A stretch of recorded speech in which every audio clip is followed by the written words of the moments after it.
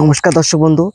এই যে জমিটা দেখছেন এটা কিন্তু 10 কাঠা জমিতেই চাষি ভাই পটল চাষ করেছিল। এখন যেহেতু কার্তিক মাস, তো কার্তিক মাসের দিকে কিন্তু শীতটা চলে আসে শেষের দিকে।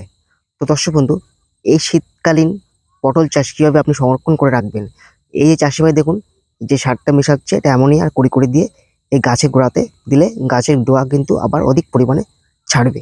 তো দর্শক বন্ধু, শীতকালে কিন্তু একটা গাছে গ্রোথ কমে আসে, যেহেতু অতিরিক্ত ঠান্ডার কারণে পাতাগুলো বা ডগাগুলো কুঁকড়ে যায়।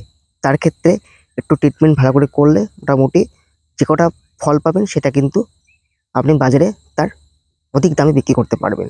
শীতকালে যেহেতু একটু ফল কম হয়, তার কারণে একটু যদি দেখভাল করে চাষ করা যায় পটল চাষটা, মোটামুটি পয়সাটা ভালোভাবে দেখা যায়। দর্শক বন্ধু, এই যে জমিটা দেখলেন এটা কিন্তু 10 কাঠা জমি। এই 10 কাঠা জমিতে এই চাষি ভাই এই পটল চাষ করেছিল। তিনি এবার পটল চাষে লাভবান হয়েছেন।